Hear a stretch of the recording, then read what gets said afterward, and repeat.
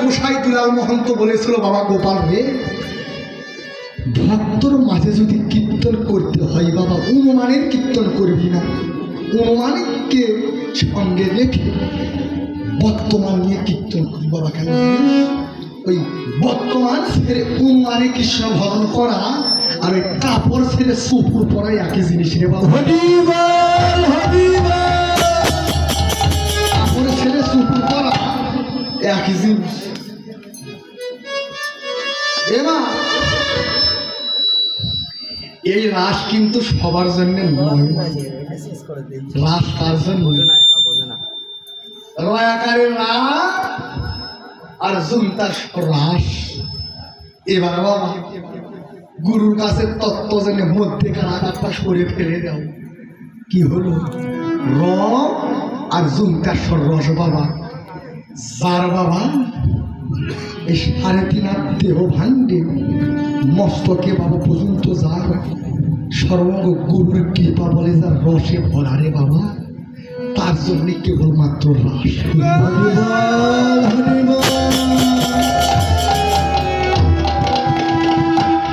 এই যে ভগবান আমার ভাগবতে বলেছে, অর্জুন পিতৃধনে যার আছে লক্ষ্য, আমি ভগবান হয়েছি তার সপক্ষ।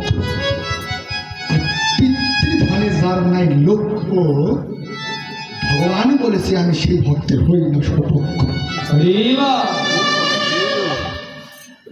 ঘন্টা বাজান না,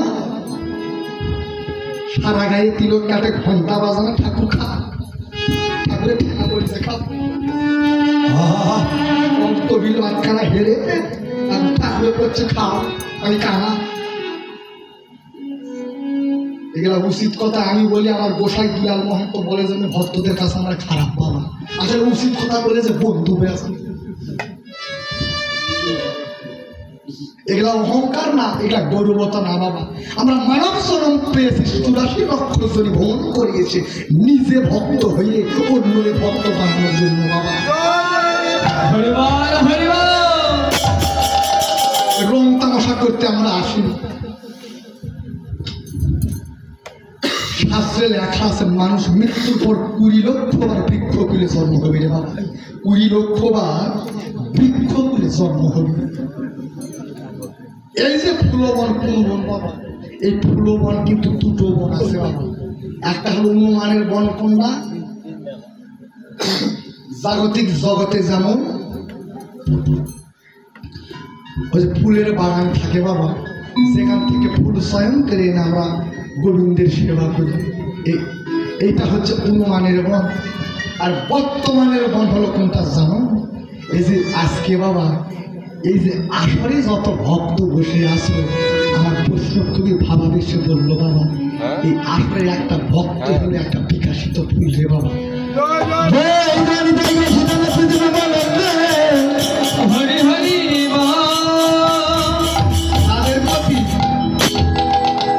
তাদের প্রতি বাবা আমার গুরুর কৃপা হয়েছে, যার দেহ রসে ভরা, ভক্তি রসে ভরা, কেবলমাত্র তার জন্যে রাস বাবা। আমি কুমতি বাবুদের বলেছিলাম যে আমায় রাস দিয়ে না, কেন জানো?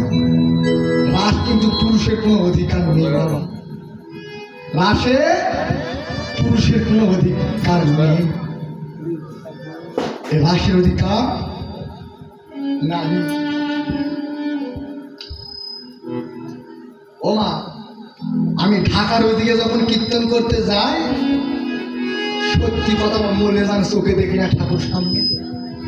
এবার ঢাকার ওদিকে কীর্তন করতে গিয়েছিলাম, সিলেট, বরিশাল, চট্টগ্রাম, ময়মনসিংহ, ওই জাফলং, বাংলার শেষ প্রান্তে এবার গিয়েছিলাম কীর্তন করতে বাবা। সেখানে ওই যে গাড়ির মধ্যে এগুলো কন্ট্রাক্টর থাকে, চিনো বাবা, টাকা তোলে কন্ট্রাক্টর, এই যে চিনো কন্ট্রাক্টর বাবা, এদের সবার কাছে টাকা দেয়। সত্যি বাবা মনে যান, চোখে দেখি না ঠাকুর সামনে। সারা বাংলাদেশ কীর্তন করি বাবা, মনের ভুলেও ওই যে দিদিমণিরা যারা হাত টানতে টাকা তোলে বাবা, কন্ট্রাক্টর, মনের ভুলেও আমার কাছে একটা টাকাও চাই। মনের ভুল আমার কাছে একটা টাকাও চায় না, এদেরকে কিন্তু খাতির করে না, ওই টাকা না দিয়ে যাবি করি কিন্তু আমার কাছে এক টাকাও নেয় না। ওরা এখন আমার মাথার চুল টুল দেখে মনে করে এটা আমার দলের লোক। আমি তো সেই দলের বাবা, আমি তো সেই দলের মা। এই যে গুপি, গুপি কারা? ওই নারী কুলে জন্ম নিলে গুপি নয়।